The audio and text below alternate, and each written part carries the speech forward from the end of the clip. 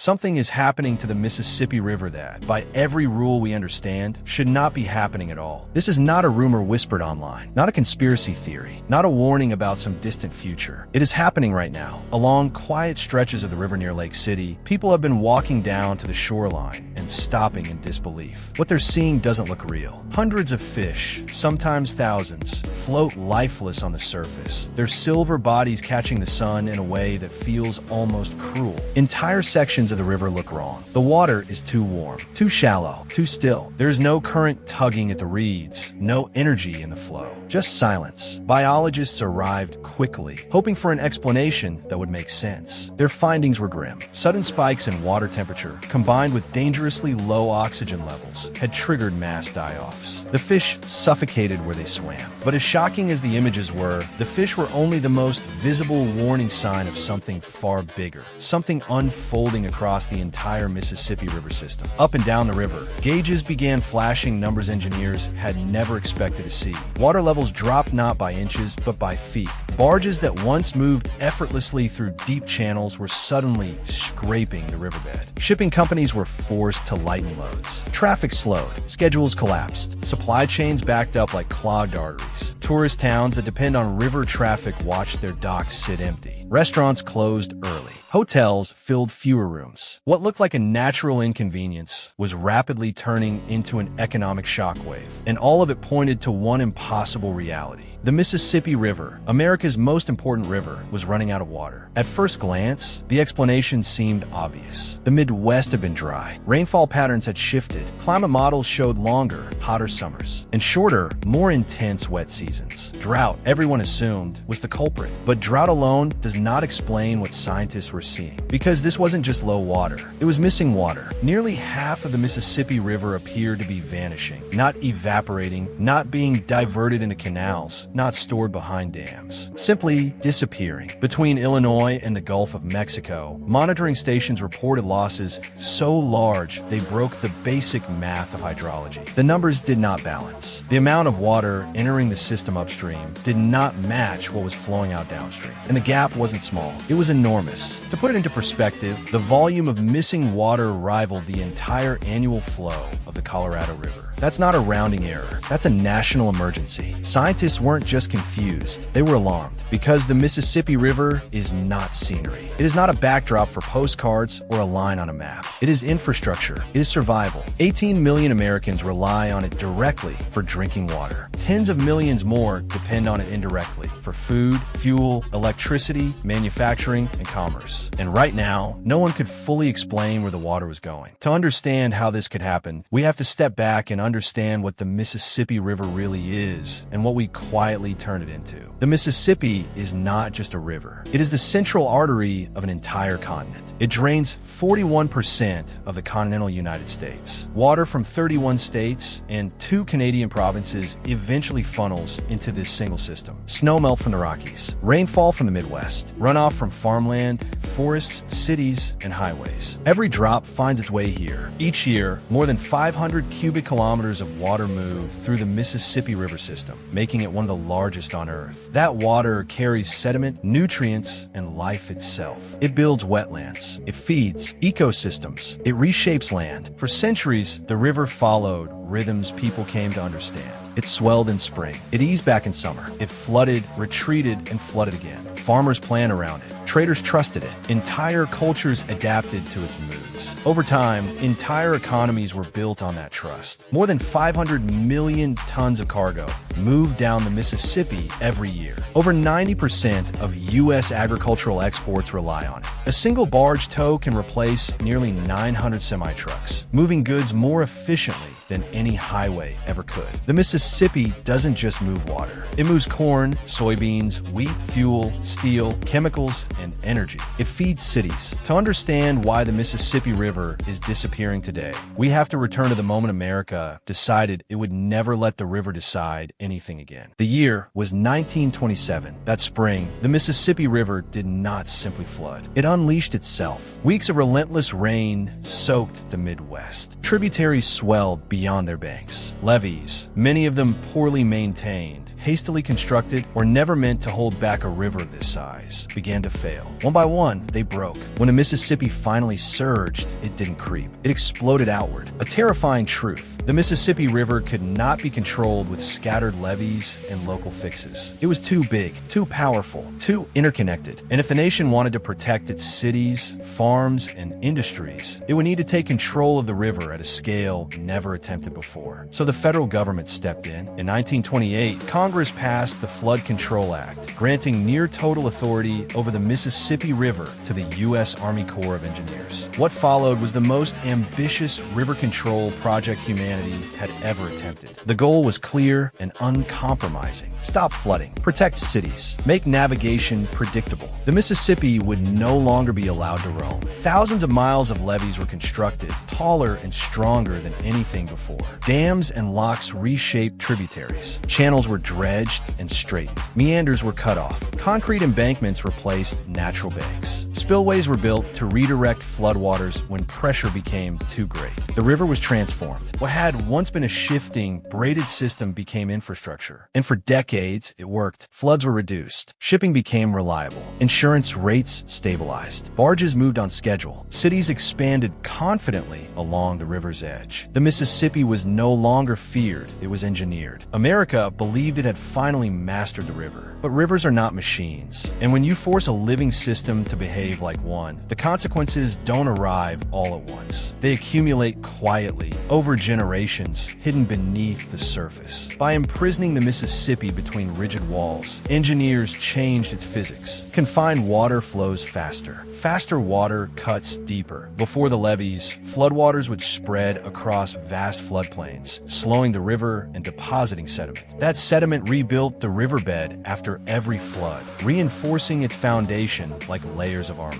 But once the river was trapped, it lost access to its floodplain. Sediment no longer spread outward. Instead, the river began carving downward, eroding its own bed. At the same time, massive dams on major tributaries, especially the Missouri River, began trapping sediment upstream. Hundreds of millions of tons of sand and silt that once replenished the Mississippi were now locked behind concrete walls. The lower river was starving. Decade by decade, the Mississippi grew deeper, faster, and more disconnected from the land around it. On the surface, everything looked stable. Barges moved, cities thrived. The system appeared controlled. But beneath the waterline, the foundation was being hollowed out. Engineers started noticing strange discrepancies. Water entering the system upstream wasn't arriving downstream in the same volume. At first, the difference was small, easy to dismiss, a rounding error, seasonal variation. Then it grew, month after month, year after year. Still, no one could explain it. Rainfall hadn't dropped enough. Dams weren't holding that much water. Evaporation didn't come close to accounting for the loss. The math didn't work, so scientists began looking where no one had thought to look before.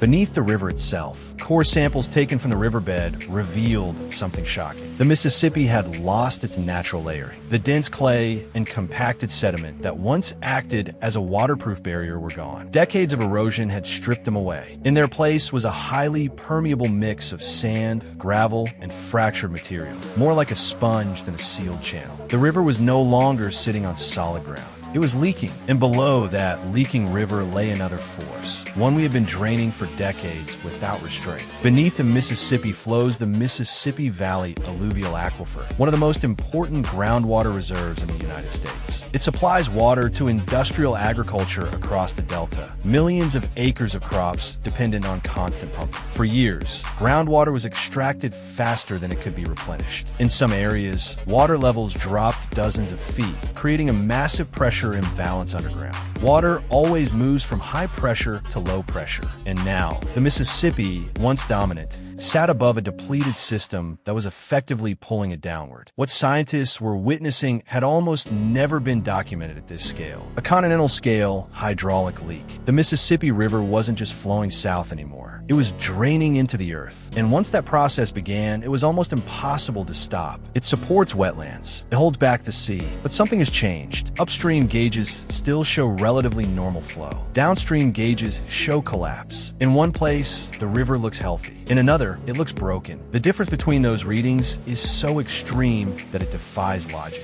At first, engineers blamed the instruments. Sensors were recalibrated. Data was double-checked. Backup measurements were brought in. Nothing changed. The water was still missing. And that's when researchers began asking a question no one wanted to ask. What if the Mississippi River isn't losing water on the surface? What if it's losing water below? That question would lead scientists deep into the river's past, back nearly a century, to a disaster that reshaped the Mississippi forever and unknowingly set the stage for the crisis unfolding today. Once the Mississippi River began leaking into the ground beneath it, the consequences didn't arrive slowly. They cascaded. As river volume declined, the first signs of collapse appeared at the river's southern edge, where fresh water meets the sea. In Louisiana, something deeply unnatural began to happen. Salt water from the Gulf of Mexico started pushing upstream. Under normal conditions, the Mississippi's sheer force acts as a barrier, holding the ocean back. Its constant flow keeps salt water confined to the delta and the open Gulf beyond. But as the river weakened, that barrier failed.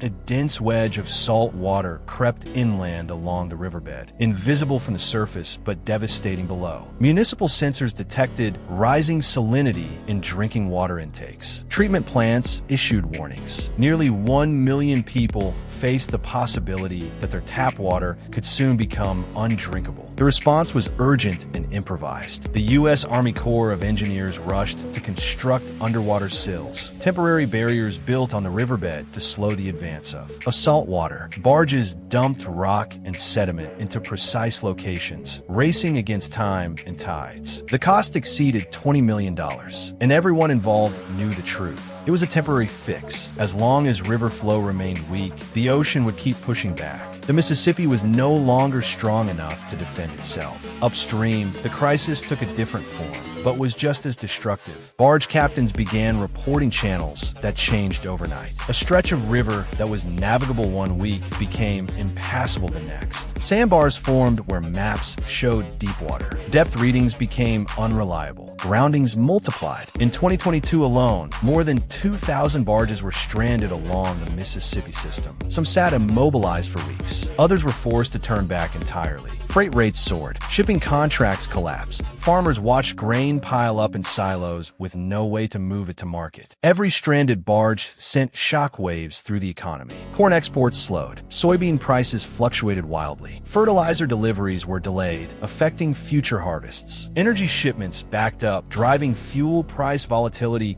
far from the river itself. This wasn't just a regional problem. The Mississippi is the backbone of American commerce. When it stumbles, the effects ripple across the entire country. And while humans scrambled to adapt, the natural systems that depended on the river had no such flexibility. Fish populations collapsed as shallow, slow-moving water heated rapidly under the sun. Oxygen levels plummeted. Species that had survived floods, droughts, and centuries of change suddenly found themselves trapped in conditions they could not endure. Mass die-offs became common. Mussel beds, some of the oldest living organisms in North America, vanished almost overnight. These creatures filter water, stabilize riverbeds, and form the foundation of aquatic ecosystems. Without them, the river became even more unstable. Wetlands began to shrink. The Mississippi Delta exists because the river builds it grain by grain, layer by layer. When sediment delivery slows, land disappears. Marshes eroded. Barrier islands thinned. Storm surges pushed farther inland. The river that once held back the sea was now losing ground to it. Bird migration routes failed. Spawning cycles were disrupted. Invasive species moved into warmer, slower waters, outcompeting native life already under stress. What had once been a resilient, adaptive system was unraveling thread by thread. Official reports described the situation carefully. The language was measured, technical, conservative, but beneath the restraint was an unmistakable conclusion. The Mississippi River had entered what scientists call a regime shift, a fundamental change in behavior. In a regime shift, a system doesn't bounce back when conditions improve. It doesn't return to normal after a wet season or a policy adjustment. The underlying structure has changed. Add more water and it drains faster. Reduce groundwater pumping and pressure imbalances shift elsewhere. Rebuild sediment layers, and you're looking at centuries, not decades. The river wasn't malfunctioning. It was doing exactly what physics demanded. For 100 years, America believed it had mastered the Mississippi. Every levee, every every dam, every channel straightening was designed to force predictability onto a living system, and it worked temporarily. But that success came at a cost that was deferred, hidden beneath the surface, accumulating quietly until it could no longer be ignored. The Mississippi was optimized for short-term control and long-term instability. And now, the bill was coming due. Engineers could see the numbers falling. Scientists watched models diverge from reality. Communities along the river sensed something deeper than inconvenience or bad luck. This wasn't a drought year. This wasn't a temporary disruption. This was a structural failure unfolding in real time. The gauges kept recording losses. The river kept draining downward. And the fixes being deployed were defensive, reactive, and expensive. The uncomfortable truth was becoming impossible to avoid. The Mississippi River was not broken. It was behaving exactly as designed by a century of human decisions that prioritize control over resilience, speed over balance, and commerce over continuity. And now, America's circulatory system was bleeding into the ground beneath it, quietly, relentlessly, and largely out of sight. The only question left was not whether the river would find a new equilibrium. It would. The real question was far more unsettling. Who would be forced to live with the consequences when it did? The Mississippi River will find a new equilibrium. That much is certain. Rivers always do. The question is not whether the river will stabilize. It's what that stability will look like and who will be left standing when it arrives. Right now, the gauges are still watching. The numbers are still falling. And every fraction of an inch lost represents a decision made decades ago, finally expressing its cost. For more than a century, America treated the Mississippi as a problem to be solved, a force to be restrained, a variable to be engineered into submission. Every flood demanded a taller levee. Every bend in the river was straightened for efficiency. Every delay in shipping justified deeper dredging. Each decision made sense in isolation. Together, they transformed a living system into a brittle one. Today, engineers face an impossible dilemma. There is no single fix, no dam to build, no channel to dredge, no emergency appropriation that restores what has been lost. Add more water, and it drains into depleted aquifers. Reduce groundwater pumping, and agricultural systems strain or collapse. Reintroduce sediment, and it conflicts with navigation and flood control. Let the river flood naturally, and cities face risks they were never designed to endure. Every solution solves one problem by worsening another. Some scientists argue that the only viable path forward is partial surrender, allowing the river to reconnect with its floodplain in carefully controlled areas, letting it slow down, letting it spill, letting sediment rebuild the bed and delta naturally over time. But surrender has a cost. Communities would need to relocate. Farmland would be lost or transformed. Infrastructure would have to be redesigned from the ground up. Decades of investment would be written off in favor of long-term stability. Others push for technological control, advanced pumping regulations, artificial recharge of aquifers, engineered sediment injections, and continuous dredging to maintain channels. These approaches promise continuity without upheaval. They also demand constant intervention. Permanent management, permanent expense, permanent risque. There is no version of the future where the Mississippi remains exactly as it was. The river that once carried 500 million tons of cargo a year is becoming less reliable with each passing season. The river that fed wetlands and blocked the sea now struggles to hold its line. The river that built an empire of trade is asking a question it has never asked before. How much control is too much? Because what's happening to the Mississippi is not unique. Rivers around the world are reaching similar breaking points. The Yellow River, the Industry, the Tigris, and Euphrates. Each tells the same story in different languages. Control brings short-term stability. Stability invites dependence. Dependence resists change. And eventually, physics reasserts itself. The Mississippi River didn't betray America. It followed the rules it has always followed. Water moves toward pressure. Sediment settles where flow slows. Erosion accelerates when systems are constrained. For 100 years, we forced the river to behave against its nature. And now, the river is responding exactly as expected. The consequences will not arrive all at once. They will come as a series of choices disguised as emergencies. Another saltwater barrier, another emergency dredging contract, another year of stalled shipping, another ecosystem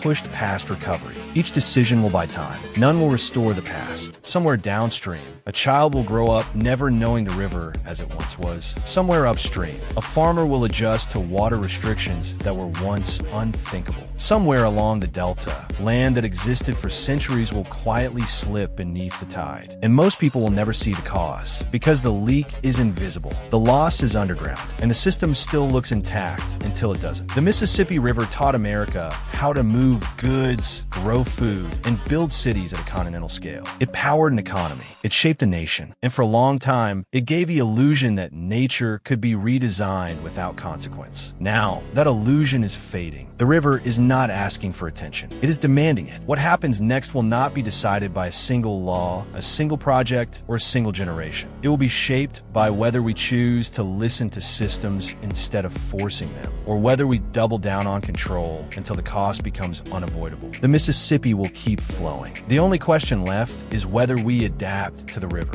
or insist that the river adapt to us, until there is nothing left to adapt to.